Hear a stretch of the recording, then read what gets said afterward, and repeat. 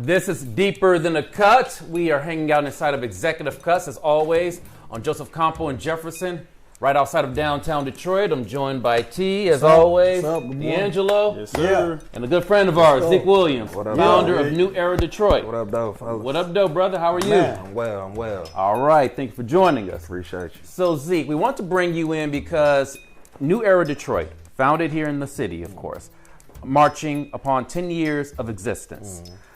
Let's just start with you, brother. Dive into the conversation. What made you start New Era Detroit? It's just a need, you feel me? It's just something that you see throughout our communities when you see a lack of anything. Like, it don't matter what line of work that you in, whatever you want to do, if you see there's a lack of, you try to insert yourself in that and do the best job as you possibly can. And when we first started, it was just a lack of younger leadership in the city. So you had a lot of older leadership in the city. You had the Malik Shabazz, you had the 300, you had older brothers and sisters that was doing good work in the city, but still we didn't have a younger voice. And then, the world is changing and turning so fast. I just feel like it was such a void, and this next era of Detroit being heard, hence the name. It's like it's a new era out here. So we just, put ourselves in a position to do something and make it consistent. And we ended up where we are here today, 10 years later. And here's something I want to dive into a little bit deeper. When I did the interview with you that aired on Fox 2, one thing you talked about was when New Era Detroit first began as a community organization, you saw a lot of sexual assaults, a lot of women being abducted, and you felt a lot of us within the community weren't paying enough attention to those problems. Yeah. I just feel like, as black men in particular, I'm always V-line towards black men, because I feel like when it comes to the foundation of communities, and particularly black communities, we're responsible and accountable, especially for the well-being of our communities, the safety of our communities, protecting our children in our communities, holding down the sisters in our communities, making sure the elders is good in our communities. That's our job. And then, like, where we got away from that, that's a whole nother conversation, but we did get away from it. So, our goal is to get back to that, pump that back into men. Like, it's more to just sitting around talking about, dang, this messed up, or man, this is a problem. Absolutely. Right. We got to be able to do, get out here and put boots on the ground and figure it out. Boots on the ground don't necessarily mean, you marching in the street and you got to be doing this, but we got to be visible. We got to be active. As much energy and that we put into anything else, whether it be sports or going to the bars, the clubs. I mean, we find time to do all these things. But every time I ask a black man, you ready to come out, get involved in your community? I ain't got time. So it's just like, are we making excuses? And we are. That's good. So we got to be able to figure out how we could put ourselves in a position to make organization a lifestyle, not just get out once or twice a year and throw an event. Right. I talk about event culture, within the black community. Everybody want to get out and, throw an event and pat themselves on the back, and you go on tomorrow, and tomorrow the same problems exist.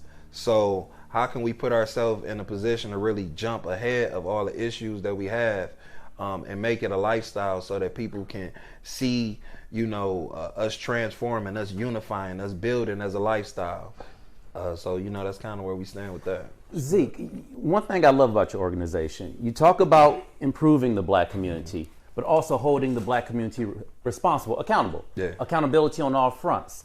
Is that a mindset that began on day one, or has it evolved throughout the last 10 years? It's kind of an evolving thing, because when you get into this type of work, I didn't, there's no blueprint. There's no blueprint. Right. So, I couldn't look at people and say, okay, well, this is, I could take bits and pieces, and especially from history. A lot of people say, oh, y'all like the modern day Black Panthers. We get that a lot, but, in all due respects, we a different movement. But we do take from all of the great movements. We study them. What did they do right?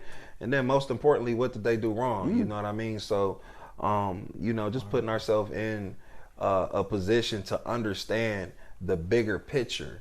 And the bigger picture is accountability. It starts there. We got 5 levels of accountability. The first level of accountability is self-accountability, right? So we got to hold ourselves accountable, for being responsible in our communities, to want to do more in our communities, want to see more outside of what we building within our families and our little pockets.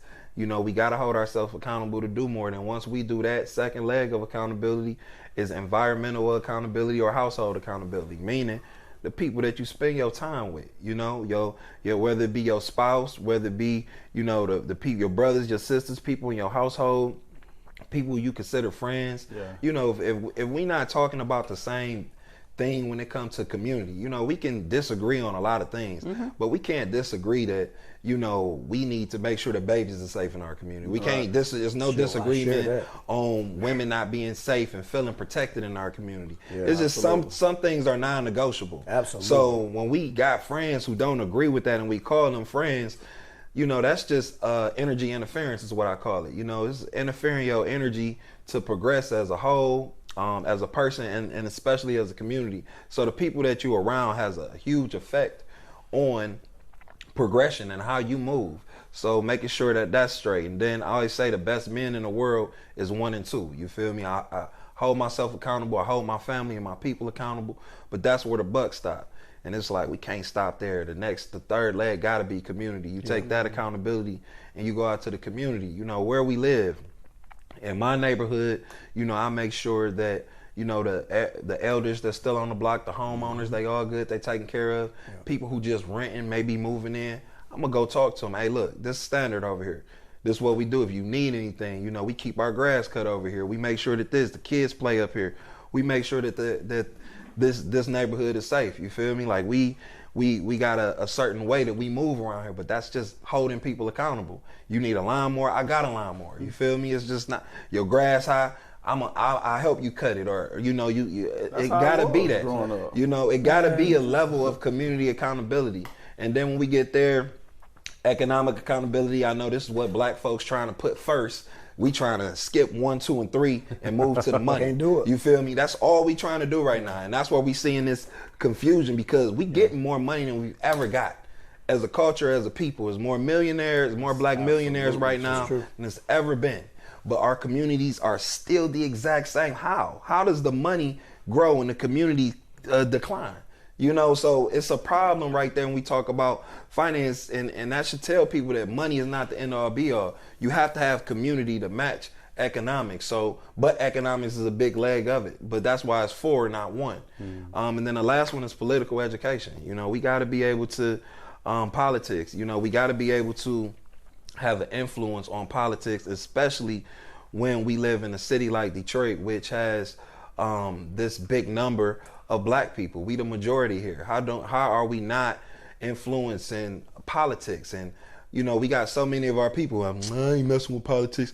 My vote don't count. They ain't got nothing to do with me. When it comes to voting, the city of Detroit is not known for having big turnouts. No. Outside of a presidential year. But not only the city of Detroit. This is something that I see around the country. Okay. And it's a lot of money that goes into us not getting out voting. Like, people, they'll make it seem like they trying to get us out to vote, but it's the education, man.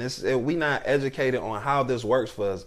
Black people, we're a different breed of people. We need to know, how does this work for me? That's it. If you can't explain that or break this down to people in simplest terms, how this works for them being a resident in the city, and how resources, big word, politics control all the resources. So when we look around in our community, the park's not right. We don't have rec centers. We not getting what we should be getting, in return as being citizens of a particular city. All of these things are resources. Then we complain about it, but you didn't vote these people in, so you did vote them in. So we have to have a good understanding of that, man. It's not just people. Popularity. Politics has become this big popularity contest. It's like, excuse me. Yeah. If you don't like one person, you vote for the other person just because you don't like one person. Or you like this person because they charismatic, or they spent the most money on ads, so you see they ads a bunch. Name recognition. All of these things are big things that politicians utilize to their advantage. Zeke, how do you encourage folks to begin the process of being more educated in the world of politics, to know what questions to ask, who to ask, etc.? Political education. So we got political education programs. I mean, education is key. Tell me more about that. Your political education programs.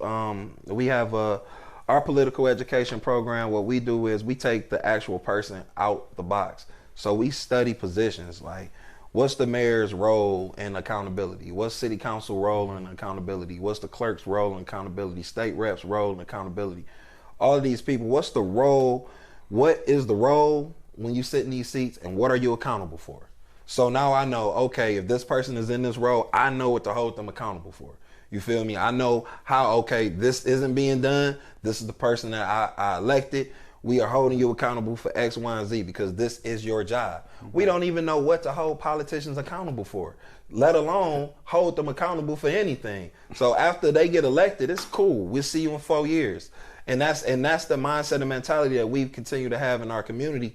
And, you know, certain black communities don't have the advantage that we have because the numbers is not there. Detroit it's unacceptable the way that we move in a political format in this city, and it has to be better. But we have to stretch, you know, the whole notion of voter education. Man, we got to be educated, and we got to know how this country works, how our cities work, in most particular. You know, that's the most important elections is local elections. These are the most important person to us here in the city of Detroit is not Joe Biden or Donald Trump. The most important person here is Gretch. She is more important than the president because she is head of state. Yes. Head of state mean head of all the resources, head of everything. Yeah. So she's number one when it comes to importance. Yeah. And then, you know, we go down to city. So we got the mayor, we got the city council and all these people, but we don't have an understanding of their power and the things that they should be doing for us to even hold them accountable. So political education, we host political education classes monthly, and just to get the community a bit more in tune with you know, politics and how this thing really works. Where are the classes held at? At our headquarters. We hold our classes at our headquarters. That's also too, man, with New Era Detroit. You guys are doing some very impactful things in the community, and it can be appreciated. On another hand, do you think that it's important on any terms to work with the older generation? I heard you talk about them. Do you think it's important, or what is your level of importance of tapping into the resources they have and tapping into the knowledge that they have, having been and done it before you? How important do you think that is for there could be some level of collaboration so that, you know, it can be a real total movement? Yeah, I think it's extremely important, man. But unfortunately, in this city, and particularly with us, myself, and my movement, when we first started, the older generation never embraced us, never. So they never embraced us, and we were the bad news bears when they first started, and it was all competition. You know, that's another thing amongst our people. It's the elephant in the room. Why do you think they didn't embrace you? That's crazy. They didn't embrace us because, once again, look at leadership in America. And I mean any white, black, whatever. Look at leadership in America. Look at Congress. Look at the average age in Congress. You feel me? Look at when you talk about you know, community leaders.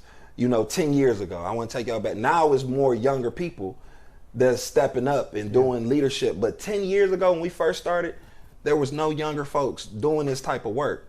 So it was the older folks that was doing the work. And then when we came in the circle, it was like, you know, oh no, this is what we doing. You feel me? This is this. They didn't want to listen.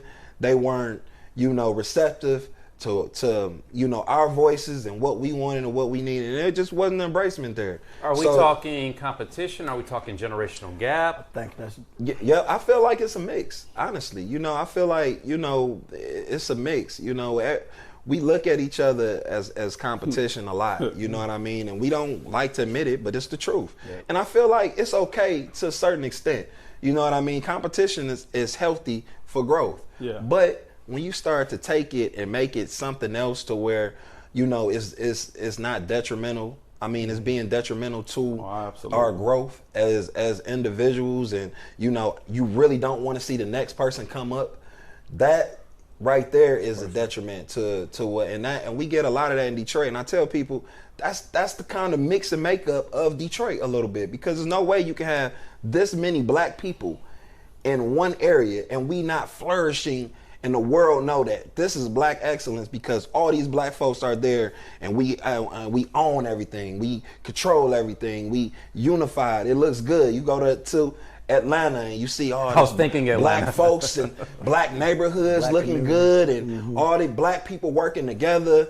You know, you see those types. It's giving Hollywood a run for its money. Giving Hollywood a run for. In Detroit, you got a lot of different pockets of success, and people doing this over here and doing that over there and doing this over here. And okay, we're gonna come together a little bit, but not come together to really get stuff done. And you know, this is not something that just happened. This has been years and years and years of this type of mentality in the city, and you know, I do see sparks of things changing around in the city. I see more people willing to work together now. But once again, 10 years ago, going back to the original question, it wasn't that, man. We weren't embraced by anybody. Like, nobody pulled me to the side like, bro, I see where you're going with this. You know, let me tell you about some of the things that we did or whatever. No, people dismissed us. People did, because they couldn't understand us, they put us in a box. And most people, to be honest, probably thought that we wouldn't be here, or we wouldn't last, or we was just loud young folks, just doing what we do. But we really turned this into what it's supposed to be. Go ahead, Angela. Go ahead. I know you not just starting, of course, but it's been 10 years. At this point, what is it that you would expect for someone to be able to come in and help to aid the New Era Detroit at this point in time? What is it that you feel like you need in order to make New Era Detroit go to the next level, which you aspire to do? What would be something that you would point to as it relates to the help resources, aiding, and to be able to help the New Era Detroit just move forward? Well, it's two ways. The first way is always, getting people to get involved, man. Like, we stepping into the summer, right? So we got our summer programs are bar none. We got the #1 summer engagement program in the country with our Hood to Hood program. This is our 10th year doing this. Now, for those people who don't know what a Hood to Hood is our resource and engagement program, where we get out into the community and we go door to door with resources. We go door to door with toys. We go door to door with food or whatever is needed. We make sure that we take it directly to the doorsteps of the people. And this is something that kind of developed earlier on. Like, when we first started, we were heavily involved in Flint. And going up there to Flint, before they start to get any real aid, they would just drop pallets of water off, like at churches and stuff like that, and say, go get your water. You know what I mean? Like, the water crisis. You got, imagine a woman that's sitting at home who don't have transportation, who got 3 or 4 kids, need this water more than anybody. You know what I mean? Because they can't utilize their water, have no means of getting this water to her house. And it's like that in a lot of forms when it comes to resources. We don't know how or where to go get resources a lot. So we develop a system, which is, our mud root system, in which we go directly to the doorsteps of people in the community. So instead of hosting something in buildings and stuff like that, like, we have some of our programs that we host and people have to come, but majority of the things that we do is block to block, is door to door. So, for us, even with our Hood to Hood program, it's lit. Like, we got a DJ in the back of the U-Haul. We going down the block, the community. If you go to our page and look at some of our come to us, we come to you. We come to you, and we come to you in a Detroit way. You feel me? Like, we develop a print to where it's like a mobile block party, literally, our Hood to Hood program. And it gives people the experience to come out and get involved in the community in a certain type of way. People need to be more proactive in that. Yeah. This is something that people can come out to. We got 17 different programs, and that's just one that people can come out and support. Yeah. Like, we go out and support the brunches. Like, we go out and support every time somebody comes here for a concert. Like, we know how to go and support some people. So it's not like we don't know how to go show up and support, but we need to be able to show up and support the things that really matter for the growth and development of our community. That's one thing. But for the bigger bosses, the business owners, the people with money, the people with finances, the people who know this person, that person, share your resources. It's that simple. It's just like, we just went to Colin Kaepernick Know Your Rights camp over the weekend. And we never would have been there had Jamel Hill, excuse me, had not, let their team know about what we doing in the community. Like, y'all come to Detroit, you can't talk about community, Black Power, all the rest of this stuff without having New Era Detroit involved. She shared her resource. You feel me? So therefore, we able to Detroit native. There we go, Detroit native. But it got to be more of that too. A lot of people won't even speak our name, let alone won't like our stuff. You know, we do. You go to our page, is nothing but post after post of not just us talking about doing stuff, but us actually in the community. We have you're not gonna find a page like ours nowhere in the world of actually community work, week after week after week after week after week after week, and you still got people in the city that won't support that, won't even like, won't share. That's crazy. It's Detroit. I just got to kind of go back to that narrative. And then our people too as well. So I always compare our page to like maybe a Crime in the D or something, right? Crime in the D, they got more followers, they get more traction, because negative stuff is drama. We just want the drama more than we want. My mother tells me that all the time. It's a true thing. People are drawn to the drama. People are more drawn to the drama. So even like with us, all the work that we do, I've fed our organization, we fed out of our pockets over 300,000 families in the city of Detroit. And that's huge. And for us, that's just one thing. Our hood to hood. When we kick off hood to hood this season, we'll be in our 109th neighborhood, our 109th community. Wow. You can't even who can name 109 communities, let alone say that you serviced and been to 109 communities. And I'm talking about, like, this ain't light work. This is a lot of time and effort. That's a strong point. In different communities. 109 hoods. That's people have a hard time naming 10, let alone 109. And we do all of this. And we're from here. And we from here. And we do all of this good work. But people will still be like, I remember that time y'all went in the church, or I remember that time when y'all did this or did that. Because they love the drama. They love the drama. Because it's the theatrics. So, when we go do a shutdown, or we do something that's, we had an issue with Gotch's and Son, a tow truck company, and we went and hollered at them. And people love that type of stuff. Views skyrocket. Us being out in the community, actually putting work in, showing programs, mental health, financial literacy, conflict resolution. These are all programs that we have that swept up under the rug because there's no drama. It's just education. So it's just the way the world works. And it's not even just an our people thing. It's how the world works. When you think about the news, Josh, you on the news.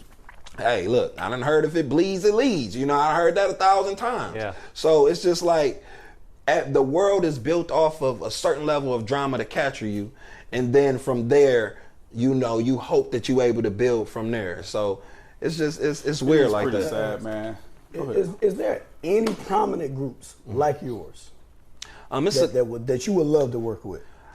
We pretty much work with everybody that we want to work with, but it's a lot of people that's out here doing some really, really dope work, and not only in the city of Detroit but across the country, that's doing some dope work, but they get looked over. So just imagine people who do this for a living, and this is not rewarding work. You feel me? It's just not. You don't have a big labor of love, especially when you don't have a budget. You're not getting funding.